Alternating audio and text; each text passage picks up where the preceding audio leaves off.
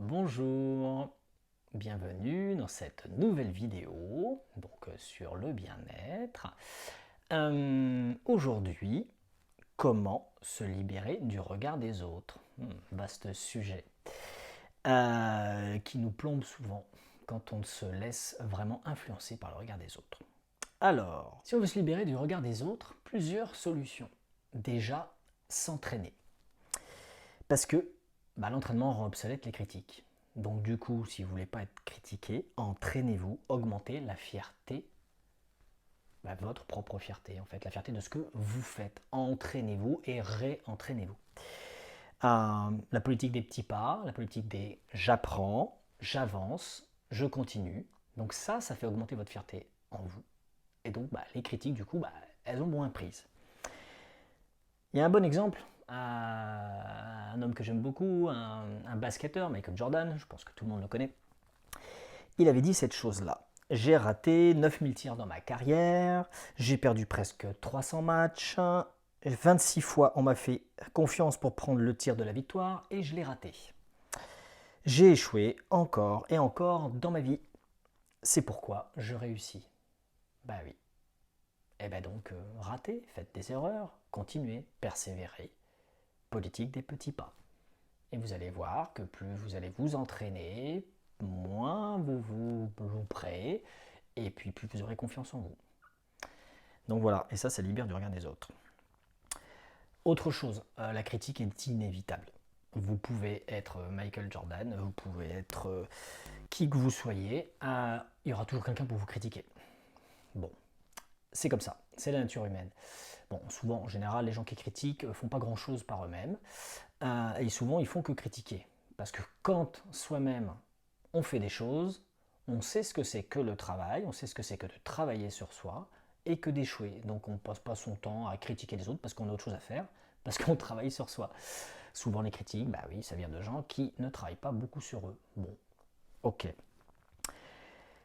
Donc faites ce qui vous fait vibrer, faites ce qui vous plaît. De toute façon, il y aura toujours quelqu'un pour vous critiquer. Un bon exemple, et que je trouve assez intéressant, c'est un film que j'aime beaucoup, qui est Gladiator. Ce film absolument que je trouve superbe, des décors super, un scénario super, une histoire super, enfin vraiment, il y a tout dans ce film.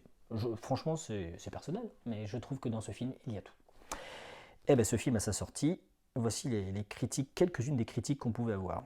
Donc, sans aucun doute, un des films les plus ratés de l'histoire du cinéma. Scénario pour déficients mentaux, acteurs perdus et comiques malgré eux. Bref, une daube magistrale.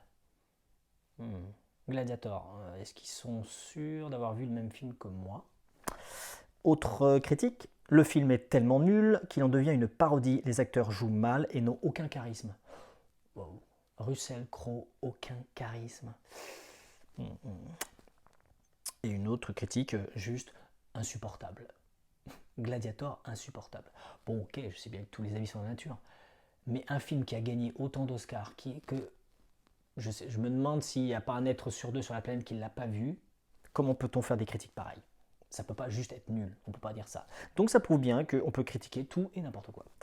Donc on se libère de tout ça, parce qu'il y aura toujours quelqu'un pour critiquer.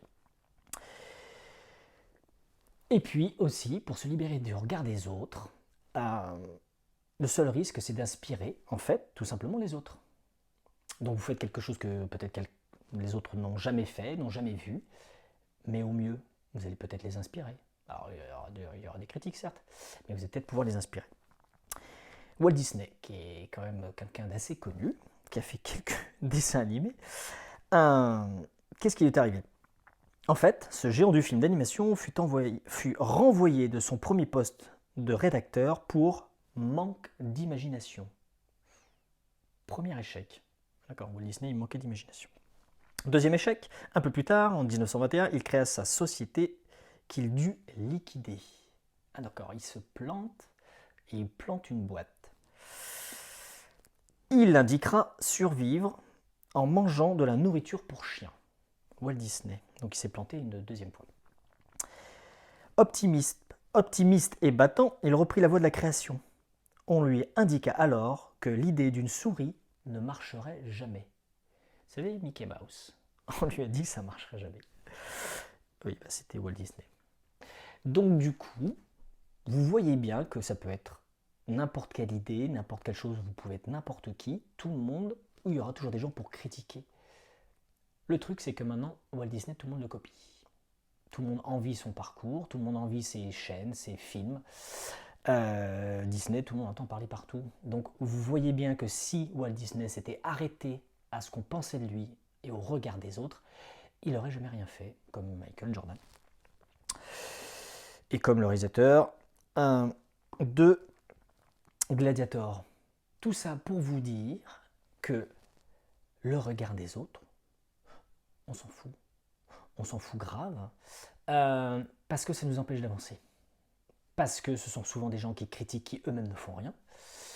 Et vous n'avez pas que ça à faire en fait. Si vous avez des idées, ben, allez-y, expérimentez, faites. Puis peut-être que vous vous planterez, ben, c'est pas grave. Vous remonterez sur le cheval et puis vous repartez. C'est comme ça que ça fonctionne. La vie, elle est faite pour expérimenter dans la matière, faire des choses. Donc, on vous a critiqué, on vous a montré du doigt. Pas grave. Dans 5 ans, ces gens-là, ils seront plus là. Et vous, vous aurez avancé, vous aurez progressé, vous aurez gagné en expérimentation. Et vous saurez plus qui vous êtes. Alors que les gens qui passent leur temps à critiquer sont dans le mental, sont dans l'ego, donc ils sont dans l'identification à quelque chose qui n'existe pas, qui est une illusion. Ah ben eux, ils ne se connaissent pas du tout. Bah vous, vous avez expérimenté, au moins, vous avez pu avancer sur votre chemin et vous vous connaissez mieux. Donc avancez sur votre chemin, plantez-vous, parce que de toute façon, l'échec est un diplôme, hein, c'est Idriss Aberkan qui dit ça. L'échec est un diplôme, ouais, en effet. Plus vous plantez, plus vous apprenez. Alors je sais bien qu'en France, on n'aime pas trop l'échec, mais il n'y a pas que la France. Hein. Il y a des pays anglo-saxons qui aiment l'échec et qui même le valorisent. Comme par exemple, si je prends les États-Unis, si vous plantez une boîte aux États-Unis, eh bien, on va vous donner de l'argent pour en faire une deuxième. Parce que les banquiers se disent, waouh, le mec, il a planté une boîte, il a encore envie de remonter un cheval, de reprendre des risques alors qu'il s'est planté, bah, le mec, il en veut. Déjà, un, il en veut. Et deux, il s'est planté, il n'a pas envie de recommencer, je pense. Donc, il va tout faire pour ne pas refaire les mêmes erreurs. Ça, c'est positif. Donc, l'échec est un diplôme, alors allons-y, on se fout du regard des autres. Voilà pour la vidéo d'aujourd'hui, j'espère qu'elle vous a plu. N'hésitez pas à laisser des commentaires, à partager la vidéo et à vous abonner à la chaîne. A bientôt pour une prochaine vidéo.